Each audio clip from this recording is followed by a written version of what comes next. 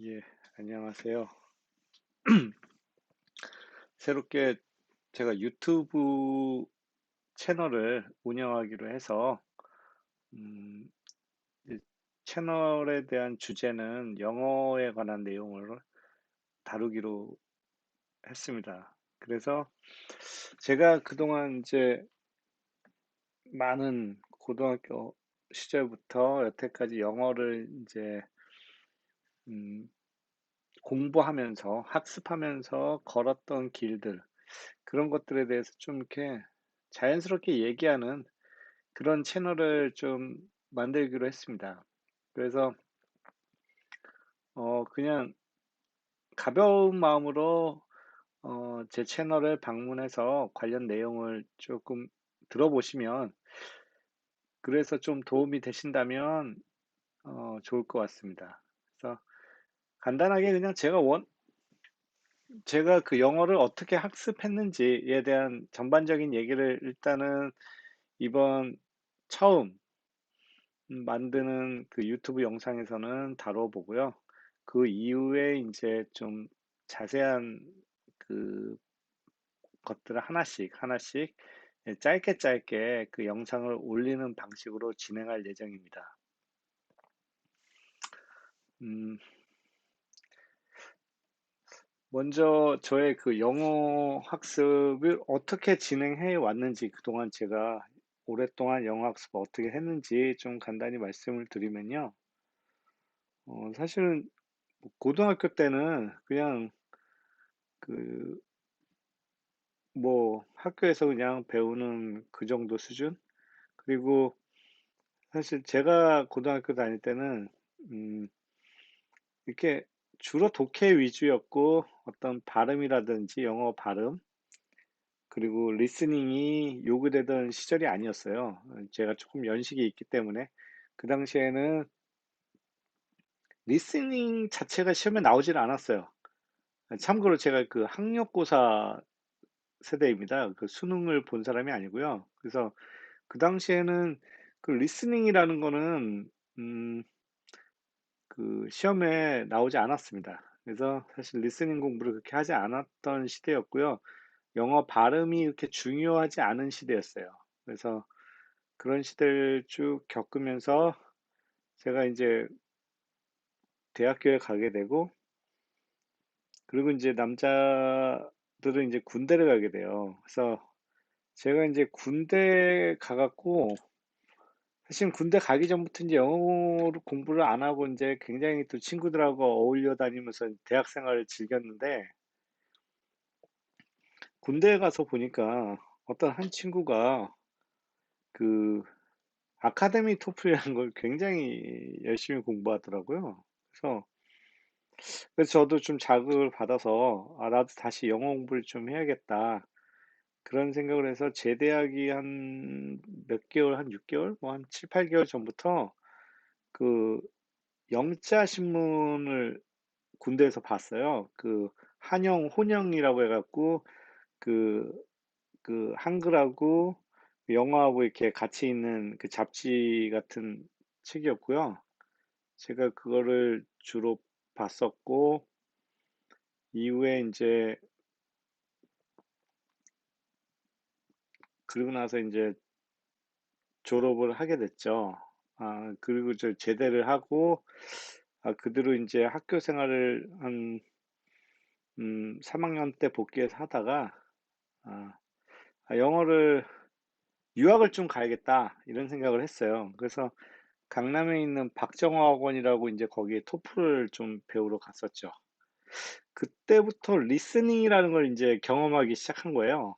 어, 음, 토플을 공부하면서 리스닝이라는 것을 경험하게 됐고, 어, 제가 그 리스닝을 통해서 많은 부분들을 좀, 예, 그렇게 됐고요. 아, 그러고 나서 제가 그 이제 유학을 가야겠다고 생각해서 토플 공부를 좀 했고, 그 이후로 일단은 유학 가기 전에 그 대학교 4학년 때 이제 교환학생 프로그램이 있더라고요. 그래서 거기를 좀 한번 가야겠다. 이렇게 생각해서 제가 그 미국 텍사스 쪽으로 이제 교환학생으로 가게 돼서 거기서 영어 수업과 그 컴퓨터 수업을 제 전공 수업을 같이 들었어요. 그 학교에서. 그런데 제가 6개월만 하고 한 학기만, 그러니까 쉽게 얘기해서 한 학기만 하고 다시 돌아왔고, 그, 그 마지막 그 한 학기가 사실은 제 그 4학년 2학기였어요. 그래서 그렇게 이제 제가 졸업을 하게 됐습니다. 그 미국 가서는, 제가 미국 갔다 와서 사실은 토익이라는 거를 뭐 회사 잠깐 취직해서 다니다가 그냥 가서 한번 봤어요. 토익 공부를 해본 적은 없었는데 그냥 가서 봤고 그 미국 돌아와서 한 6개월쯤 있다 가서 본 것 같은데 그때 해보니까 확실히 그 예전에 그 교환학생 가기 전에 비해서 리스닝 스킬이 조금 늘었더라고요. 리스닝 점수가 조금 이렇게 더 잘 나오게 되더라고요. 그 예전에 비해서. 그렇게 이제 약간의 영어 리스닝에 대한 맛배기를 이제 본 거죠. 그 미국에서 한 6개월 정도 교환학생으로 있으면서 그 미국의 시스템에 대해서 좀 알게 되고 문화에 대해서 조금 알게 된 그런 부분이 도움 많이 됐던 것 같아요. 그리고 나서 음, 제가 첫 번째 회사를 한 5개월 정도, 6개월 정도 다니고 외국계 회사로 이제 옮기게 됐어요. 어떻게 음, 좀 개인적인 일이 있어서 외국계 회사를 이렇게 옮기는 일이 발생을 했고, 제가 거기에서 외국계 회사에서는 처음에 이제 주로 했던 일은 영어를 사용하는 일은 아니었어요, 크게. 영어가 필요는 했지만, 그러니까 각종 그 관련 서류들 읽기 위해서 영어는 필요했지만, 그 외국인과 무슨 회의를 한다든지, 뭐 외국인과 같이 일을 한다든지 그런 일은 아니었어요. 그래서 그렇게 한 6, 7년은 그렇게 일을 했었고요. 그리고 나서 이제 그 회사 내에서 업무를 바꾸면서 이제 외국인하고 그 컨퍼런스 콜이라고 하는 걸 있잖아요. 회의. 그거를 이제 가끔 하게 됐어요. 그러면서 이제 영어에 좀 노출이 되기 시작했죠. 그러고 나서 제가 이제 그게 한 10여 년 됐어요. 10년 조금 더 된 것 같은데, 그러면서 이제 영어 공부를 좀 더 열심히 하게 됐죠. 그 니즈가 생겨갖고, 외국인과의 어떤 컨퍼런스 콜 이런 걸 해야 되는 니즈가 생겼기 때문에, 과거보다 이제 영어를 조금 더 관심 있게 봤다고 할까? 뭘 조금 더 신경을 썼다 이렇게 생각하시면 될 거예요. 그런 과정들을 겪었고, 그러면서 제 영어 실력이 빠르게 늘지 않더라고요. 생각보다. 제가 생각했던 것만큼 영어 실력이 빠르게 늘지가 않아요. 그래서 일단은 그 이유는 이게 나이를 먹어가니까 이게 기억력이 별로 안 좋아져요. 그래서 단어를 뭐 외우고 표현을 외워도 잘 못 암기가 안 되는 것 같아요. 그래서 뭐 그런 부분도 있고. 하지만 그래도 매일 영어에 노출되어 있기 때문에 그 다른 사람보다는 확실히 좀 영어를 학습하기 좋은 환경이었다. 이렇게 보시면 돼요. 제가 간단하게 제가 걸어온 영어 학습에 대한 얘기를 했고요. 그렇다고 제가 뭐 영어를 엄청 잘하냐 지금 그런 건 아니고요. 어, 그래도 남들보다는 잘하지 않나 이런 생각은 들어요. 뭐 유창하게 막 그런 정도는 아니지만 그래도 회사에서 업무를 할 정도는 되니까 그리고 유튜브나 이런 그 관련 영어로 된 영상들 보면 어느 정도 알아들으니까 그 정도 수준입니다. 그럼 제가 이제 그 사이에 이제 그 외국계 회사에서 다니면서 주로 이제 영어 공부를 많이 했죠. 그래서 그 여러 가지 저도 많은 시도를 해봤지만 그 제가 사용하는데 주로 사용했던 도구를 말씀드리면요. 제가 주로 봤던 그 교재, 영어 교재는 Practical English Usage라는 책이에요. 이 오른쪽에 있는 이 사진인데 제가 그 세컨 에디션 때 샀어서요. 근데 이게 이제 서드 에디션 그 이후에 또 나왔는지 모르겠는데 그 2판하고 3판이 내용은 사실 똑같은데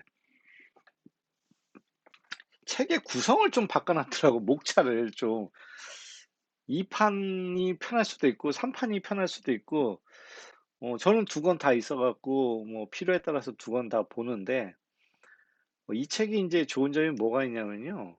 그 굉장히 그 내가 그 영어 공부하는데 이거 왜 이거 이렇게 사용하지? 왜 이거는 이렇게 되는 거지? 라는 막 의문이 생길 때 있잖아요. 그럴 때 이 책에 보면은 거기에 대한 의문을 좀 해결해 주는 실마리가 있어요, 이 책에. 아, 미국 사람들이나 그 영어권 사람들은 주로 이렇게 얘기를 했다. 이게 문법적으로 맞지는 않더라도 이렇게 얘기하는 사람이 많다.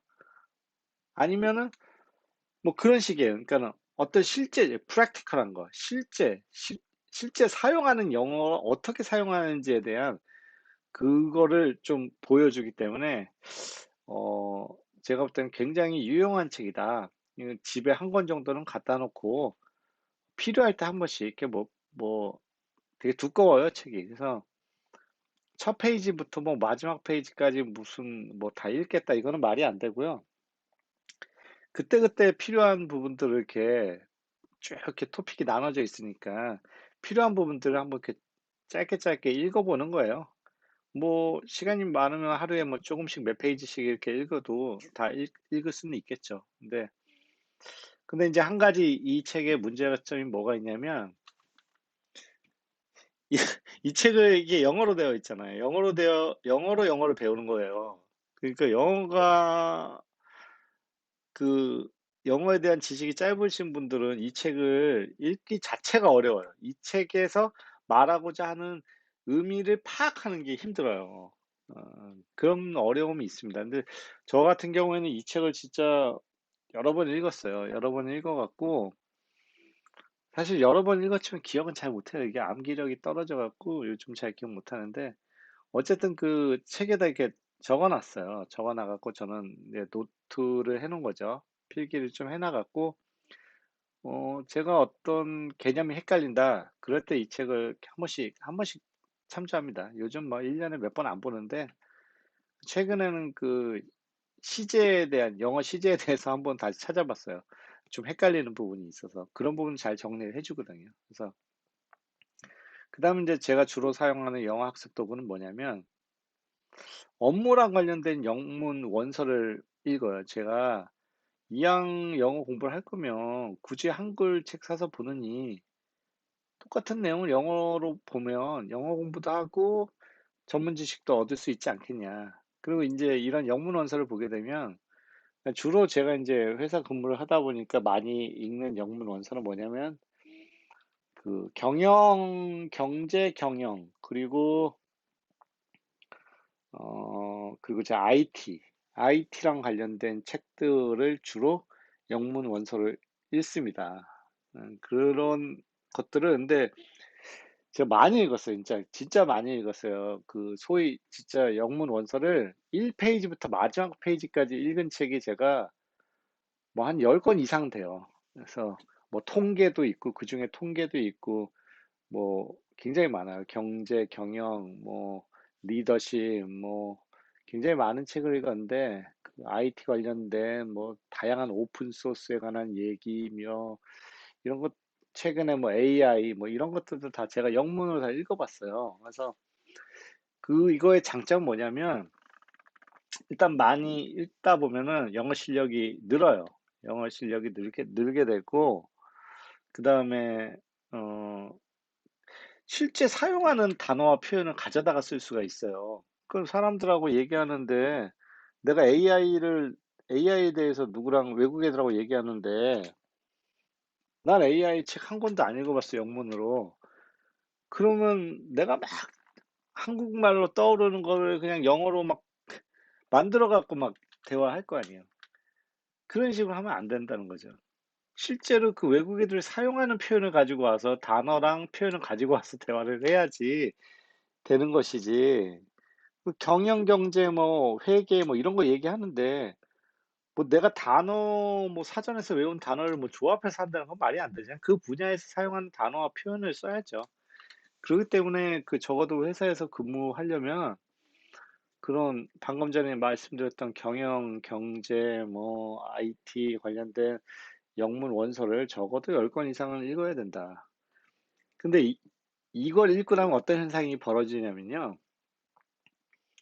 원서 읽으면서 밑에 내가 모르는 표현이나 이런 것들 써놨단 말이에요. 노트 필기 해놨단 말이에요. 요즘은 PDF 파일도 다 있어요. 이 책에 대한 PDF 파일도. 그러면 내 영문 원서에 필기해놨잖아요. 단어 밑에 어떤 의미라는 거 다 써놨잖아요. 이게 하나의 사전이 되는 거예요. 내 사전이 되는 거예요. 10권의 책을 읽었으면 10권이 내 사전이에요. 거기에 대한 PDF 파일을 다 구해 놓잖아요.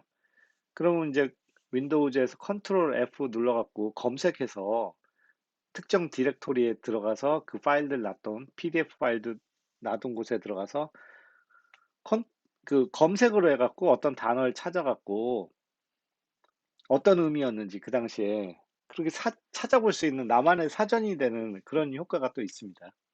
뒤에서 또 자세히 말씀드리고요. 그 다음에 영어 공부할 때 온라인 영영 사전을 꼭 활용을 하셔야 돼요. 이게 되게 중요해요. 왜냐하면 한국말로 딱 매칭이 되는 이 영어 단어가 있어요. 특히 명사 같은 경우에는 어떤 영어 단어가 한국말 뭐랑 딱 1대1 매칭되고 그럴 때는 사실 뭐 되게 좋아요. 그럴 때는 한영사전 써도 되는데 그게 아니고 다양한 의미와 이런 뉘앙스들을 포함한 단어들을 학습하려면 하나의 단어가 여러 개의 뉘앙스를 포함하는 그런 걸 학습하려면 영영사전을 사용해야 됩니다. 저는 주로 온라인 영영사전으로 그 이쪽 여기 제가 URL 써놨잖아요. 여기가 이 사전이 롱맨이에요. 롱맨 사전이고요. 요거를 잘 활용을 하셔야 됩니다. 그 외에도 많은 학습 도구가 있겠지만 일단 요 대표적인 거 말씀드리고요. 제가 사실 그냥 생각나는 대로 적어갖고 지금 하는 거라 이거를 예, 그렇게 자세한 내용 다 빠진 부분도 많이 있을 거예요 아마. 그다음에 제가 기준에 영어를 잘 하지 못하는 이유는 뭘까? 제가 보니까 뭐 저의 경우일 수가 있어요. 근데 다른 사람들도 비슷하지 않을까 해서 제가 쓴 건데 일단은 영어 발음, 상대가 하는 발음 자체를 잘 인식을 못해요. 왜 그러냐면 발음을 단어하고 발음을 그 공, 제대로 암기하지를 않아서 그래요. 저 같은 경우 특히나 그랬고 어렸을 때 그 뭐 리스닝이라는 것 자체를 거의 배우지를 않았기 때문에 이것도 끊어읽기 뭐 이런 것도 엉뚱한 데서 이렇게 막 옛날에 말도 안 되는 곳에서 막 끊어서 읽으면서 끊어 읽기도 하고 사실은 원어민들이 끊어 읽듯이 나도 끊어 읽어야 되는데 그렇지 못한 부분도 있었고 그러니까 단어의 발음을 잘 몰라요 우리가. 그러면 어떤 소리를 들었을 때 그게 무슨 단어인지 머릿속에 떠오르질 않아요. 그러면 당연히 의미 파악은 할 수가 없는 거고요. 그다음에 이제 연음되는 부분도 굉장히 막 소리가 무너지잖아요. 그런 부분에 대해서 이미 인지를 하고 있지 않으면 사실은 잘 듣지를 못해요. 그래서 발음도 여러분들이 발음 노트 같은 거 만들어서 잘 정리하면서 이렇게 하나하나 쌓아나가야 돼요, 공부를. 이렇게 자기만의 발음 노트 같은 걸 만들어서 이렇게 조금씩 쌓아나가야 돼요. 잘 못 알아듣는 발음들, 특히 특이한 발음들, 이런 거. 그 다음에 이제 영어를 잘하지 못한 이유는요, 보통 우리나라 사람들이 번역 되게 잘할 때는 언제냐면요, 이게 한국말하고 영어 단어가 1대1로 이렇게 매칭되는 거예요. 예를 들면, I love you. 그러면 나는 사랑한다, 너를. 이렇게 한국말로 딱딱 번역이 되는 경우, 그런 거 되게 잘하는데, 문제는 그렇지 않은 경우가 굉장히 많아요. 한국말과 영어 사이 1대1로 번역이 되지 않는 경우. 그런 경우에 제대로 번역과 이해를 하지 못하는 문제가 발생을 하거든요. 그래서 그런 부분을 이제 또 잘 정리를 했어요. 정리 노트를 만들어야 돼요. 만들고 계속 반복을 해줘야지만 그 영어를 공부하다 보면 되게 헷갈리는 경우가 많이 발생하거든요. 헷갈리는 걸 줄이려면 영어를 머릿속에 이렇게 잘 구조화시켜서 넣어야 돼요. 잘 구조화시켜서 넣으려면 적으셔야 돼요. 어딘가에 이런 것들을 잘 정리해 놓고 한번 정리해서 내 머릿속에 넣으셔야 돼요. 그래야지만 그게 인제 잘 사용이 되고요, 그런 지식들이. 그다음에 아까도 얘기했지만 해당 분야에 사용된 단어와 표현에 익숙하지가 않아요. 그래서 영어를 잘 이해 못하는 경우도 있어요. 요거는 제가 어떻게 해결하는지 말씀드렸잖아요. 내가 관여된 분야에 대한 책들을 가급적 한 권씩 읽어 보세요.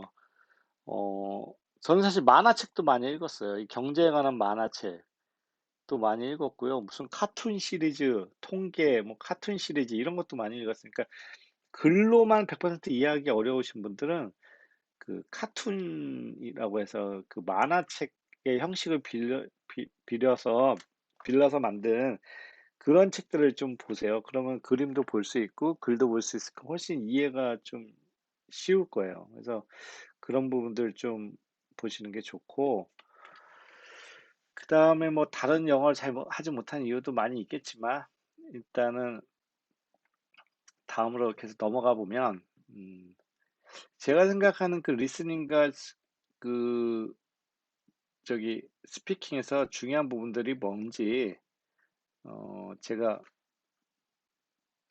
좀 말씀을 드리면 다 얘기했던 거예요, 앞에서. 발음 인식이 잘 돼야 된다. 발음을 잘 알아들어야 그 상대가 말할 때 그 단어가 뭔지 정확히 알 수 있거든요. 그다음에 단어 및 표현의 정확한 뉘앙스를 알아야 돼요. 우리 한영사전으로 공부하면 이게 잘 안 돼요.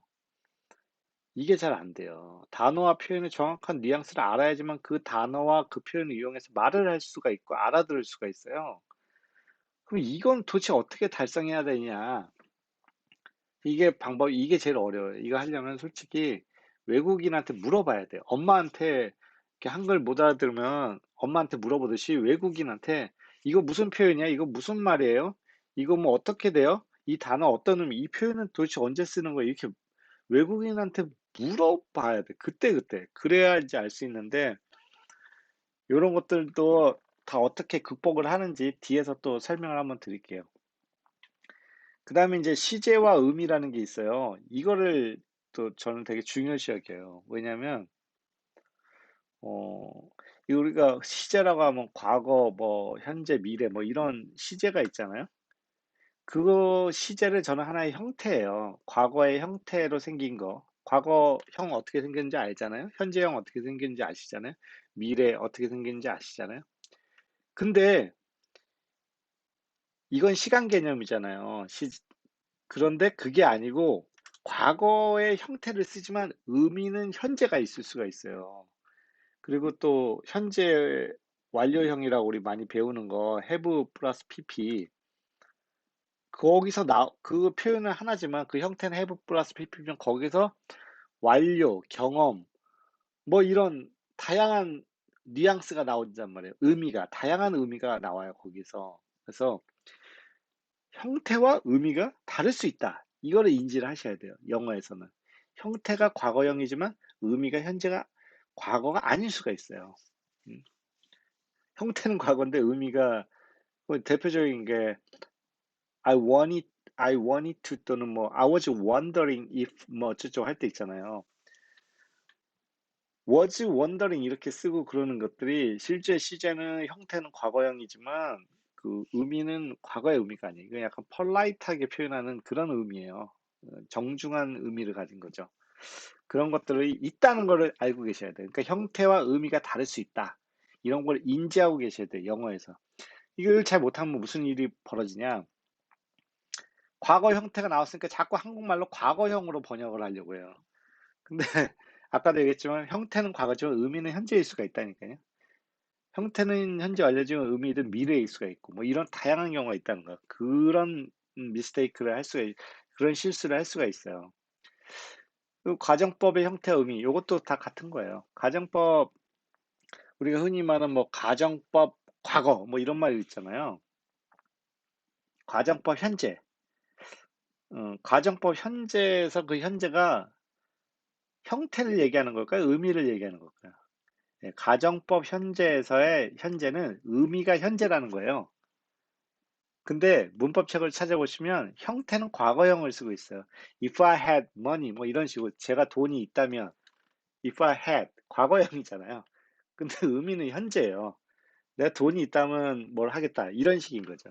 이러한 형태와 의미가 다를 수 있다는 건 분명히 인지하고 계셔야 돼요. 그리고 비슷한 형태로 수동태하고 수동과 능동이 있어요. 근데 우리는 뭐 예를 들어 수동의 어떤 수동태의 어떤 형태가 생기면 사람들이 뭐뭐를 당하다라는 느낌으로 자꾸 번역을 하는데요.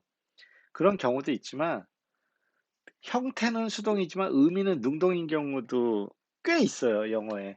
그래서 형태와 의미가 다를 수 있다는 걸 인지를 하셔야지 리스닝과 스피킹 하실 때 유리합니다. 그리고 적어도 자기가 그 머릿속을 자주 떠올리는 한국말이나 이런 표현에 대해서는 영어 표현을 좀 알아둬야 돼요. 근데 이런 것들도 하려면 쉽지가 않아요. 그 의미, 그 단어나 표현을 찾는 게.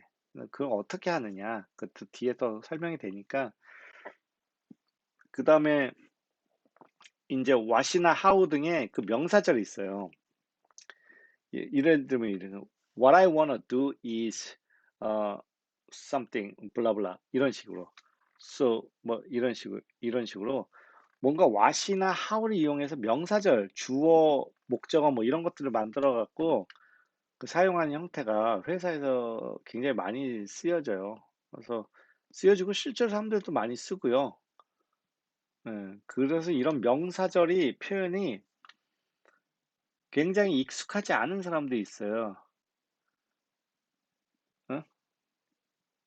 그런 것들에 익숙하지 않은 사람들이 있을 수 있어요. 그래서 이런 명사절의 사용에 대해서 조금 관심을 가지고 사용을 하려고 많이 노력을 하셔야 돼요. 그다음에 이제 수사적 의문문이라고 해서 이것도 잘 사용을 하셔야 되는데 이건 이제 대표적인 게 뭐냐면 질문이 아니에요. 이 수사적 의문문이라는 거는 상대한테 뭘 물어보는 질문이 아니라는 거예요. 그걸 아셔야 돼요. 뭘 물어보는 게 아니고 상대로부터 어떤 생각을 하게끔 만드는 거예요. 생각을 하게끔. 이거 너무 비싸지 않아? 비싸지 않냐고 물어보는 게 아니에요. 비싸다고 생각하지 않니? 이렇게 어떤 너의 생각은 어떠니? 이런 식으로 물어보는 게 수사적 의문문이라는 걸 인지하고 계셔야 돼요. 그래서 그런 부분도 있다. 또 의문문의 식액에서 이것도 의문문의 형태를 띠고 있지만 의미는 의문문이 아닌 거죠.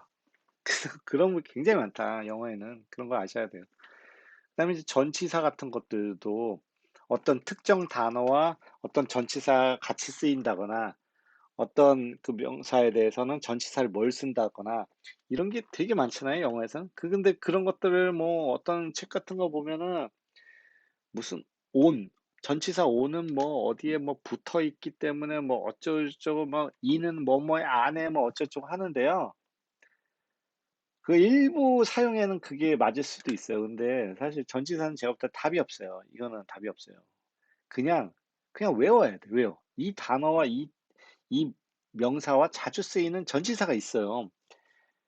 그걸 외워야 돼. 외운다는 게 뭐냐면 많은 책을 읽고 실제 사용하는 외국인이 사용하는 걸 보게 되면 이럴 때 어떤 전치사를 쓰더라는 게 이제 답이 나와요. 그래서 그런 부분들을 좀 아셔야 되고 그다음에 이제 그 프랙티컬 잉글리시 유시지에 보면은 디스커스니 뭐 디스턴싱이니 프론팅이나 포런팅이니 소프트닝이니 이런 다양한 그 영어적인 어떤 그 말하는 기법들이 좀 나와요. 외국인들이 어떤 식으로 영어를 한다는 거를 어 뭐 요런 건 이제 또 제가 생각이 지금 난데 클래프 클래프트 센텐스라고 요런 식으로 이제 또그 아까 그 제가 자주 본다는 그 책에 쓰여 있어요. 그래서 이런 디스커스는 뭐냐면요. 쉽게 얘기해서 하나의 문장을 하는 게 아니고 여러 문장을 연결해가는 능력을 말하는 거예요. 하나의 문장이 아니고 두세 개의 문장을 연결해서 말하는 능력. 그런 거에 대한 걸 얘기하는 거고, 디스턴싱은 약간 polite하면서 이렇게 약간 I was wondering 같은 거예요. 약간 이게 polite한 그런 표현들 얘기하는 거고 이 fronting이라는 게 요 요거는 이제 어떤 뭔가 강조를 하기 위해서 뭔가를 앞에 쪽에다가 먼저 얘기하고 뒤에 얘기하는 거 그런 거고 소프트닝이라고 하는 건 부드럽게 말을 하기 위한 어떤 기법들이에요. 그래서 요런 것들을 잘 아셔야 그 스피킹이나 리스닝을 잘 하실 수가 있어요. 이런 게 있다는 거를.